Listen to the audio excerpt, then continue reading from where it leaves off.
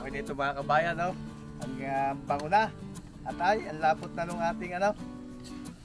Oh, naglalatik-latik na. Oh, quality na mga kabayan yung ating ano. Sabi ni Paring Hernan.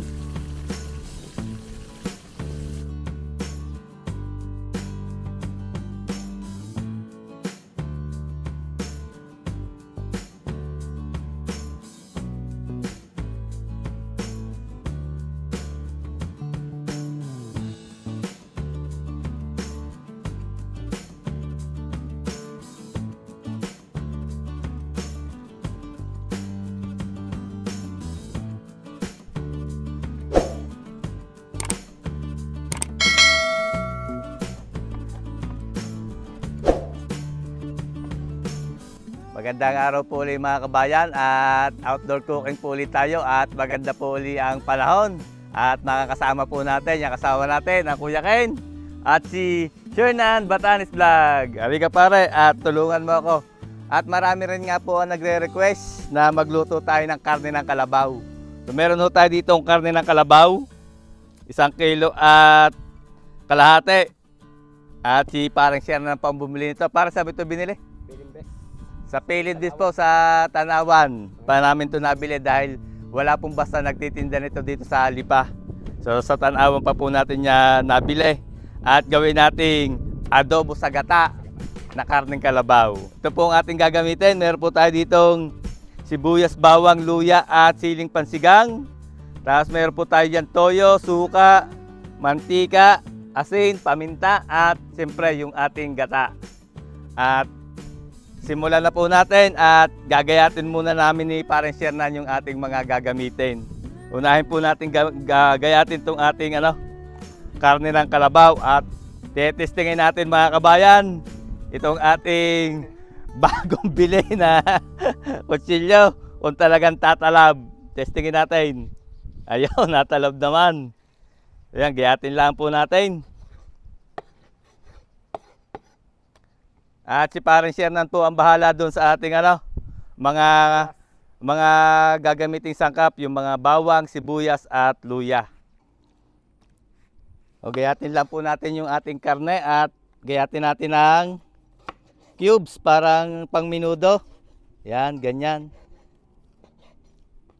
O kung may prepare po kayong gusto na laki ng gayat ay gayatin nyo ng naayon sa inyong kagustuhan.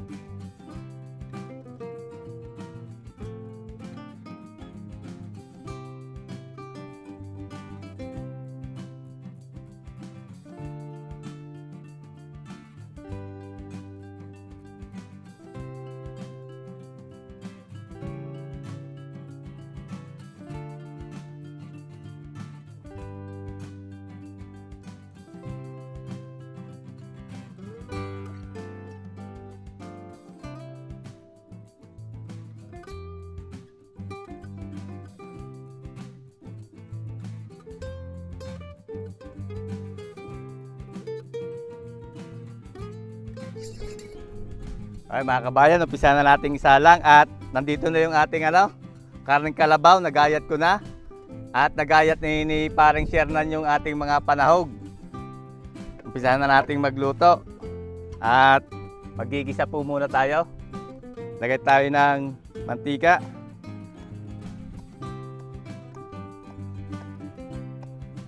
Pare, hulugin ang ating bawang. Si Paring Hernan ang akong tagahalo.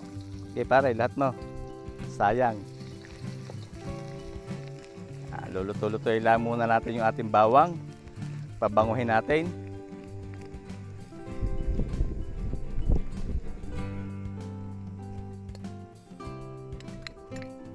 luya. Pabanguhin natin yung luya. Yan, lagi pong may luya ang ginataan at yan po nagpapasarap. O sige pare, hulog mo na yung ating sibuyas. Pare. Yan.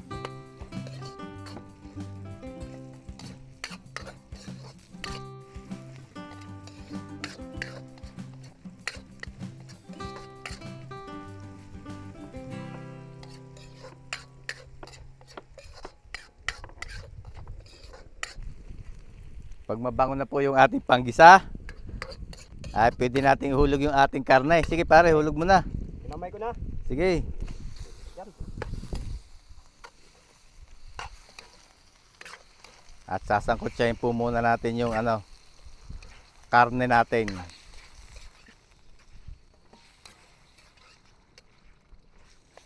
Paminta pare, lagyan mo. Dito at baka ayan.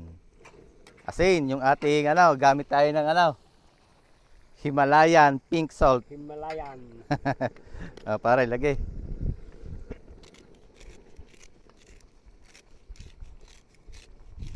Sabihin mo. Sige. Hop. Toyo, pare.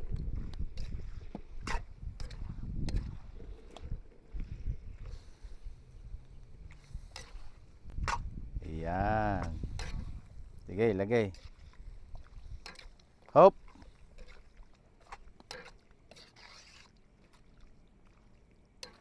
At tapos, lagyan mo ng suka. Yan, parang suka. Yan. Lagyan po natin, gagamit po tayo ng diis na suka. Yan.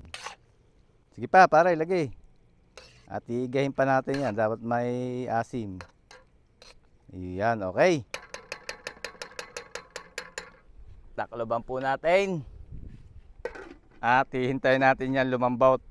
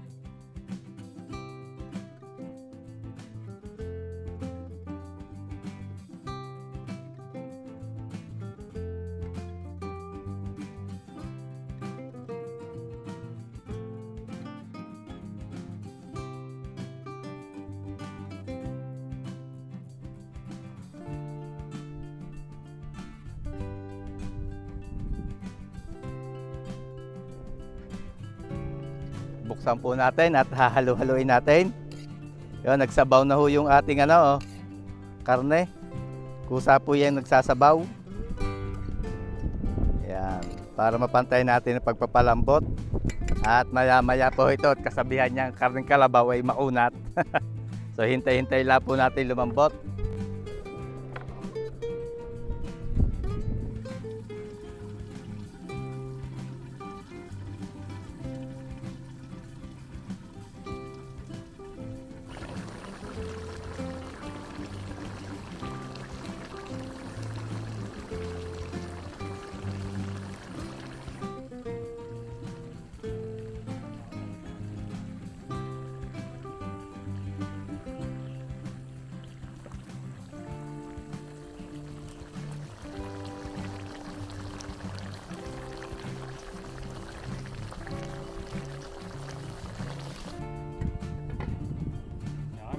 Natin at medyo iga na yung sauce. Ayan. At para kunin mo kutsara, testingin mo kung malambot na. Tikman natin kay Shernan kung malambot na. Pwede na. Sige, lagyan natin yung gata. Lalagay na po natin yung gata. Dahan-dahan lang natin lalagay. Sige, lagay mo pare. Ang gata.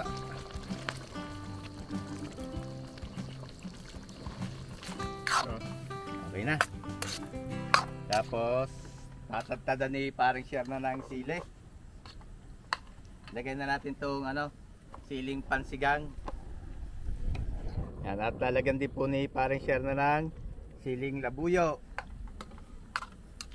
Para may kaunti ring hanghang. Pero huwag naman sobrang hanghang. Mahirap pag sobrang hanghang, baka hindi natin masyadong malasap ang lasa ng kalabaw.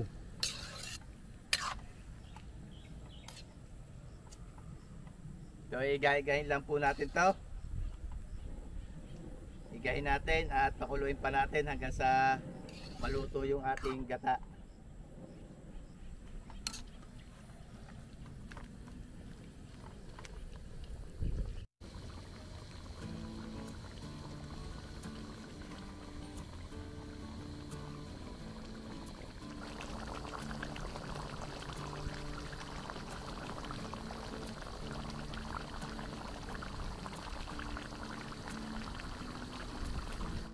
Okay nito mga kabayan, no? Ang bango na. At ay, ang lapot na nung ating oh, naglalatik-latik na. Oh, quality na mga kabayan yung ating ginataang kalabaw, adobo sa gata. Patikman natin kay paring Shernan. Nakakagutom ah. Pare, tikman mo. Tikman ni Shernan. Kumain na nakakagutom. Yan, Pasal na eh. yan. Yan. Sige, tikme. Para tayo makapagkain na. Quality. At mga kabayan, no? Naglalatik-latik. Kahanguin na po natin yan at kami kakain na ni paring Shernan para matikman na natin itong ating naglalatik-latik na adobong kalabaw sa gata. Quality daw, sabi ni paring Shernan.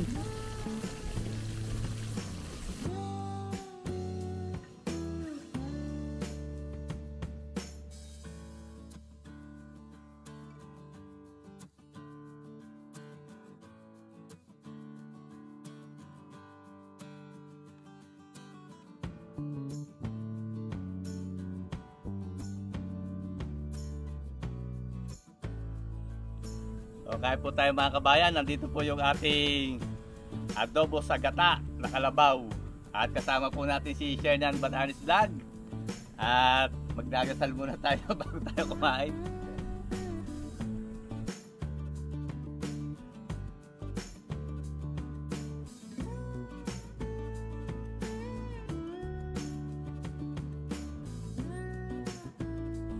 Thank you Lord sa blessing. Kain po tayo mga kabayan at titimusan natin itong hugas muna tayo ng kamay. Atak na, atak. Itong ating adobong kalabaw sa gata.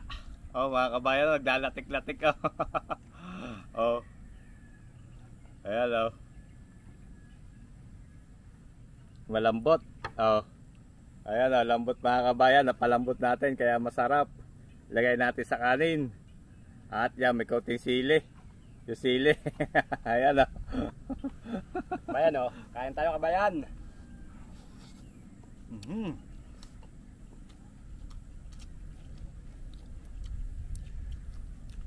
Quality mga kabayan. Sarsa pa lang ay ulam na. Sarsa pa lang yung ulam na. Ito sa isa sa mga pinakamasarap na luto ng kalabaw. Masarap po ito sa sambot na manok. Yung style ng luto ay parang sambot na manok pero mas masarap. Kabango. Ang bango ng karne ng kalabaw eh. Oh, lambot. Lambot mga kabayan. Mapapalaban na mga mukbangan si Shernan Batanes Vlog.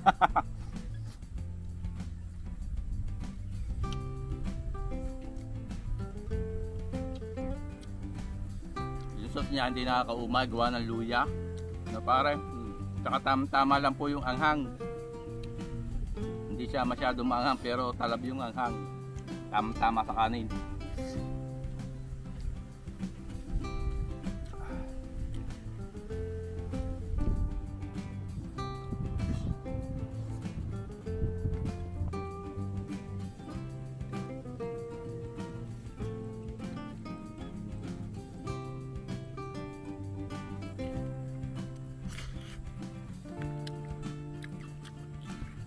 Para kanin. May kanin pa daw. Oo.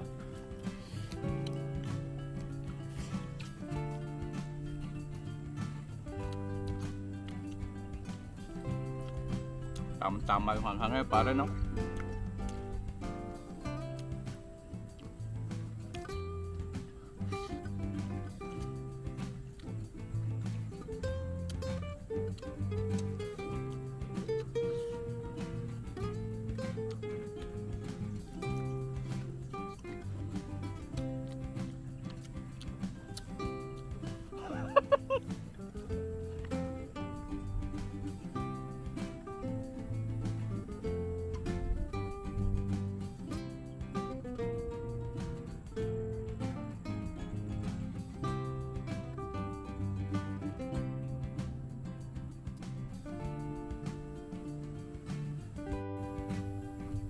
Pare.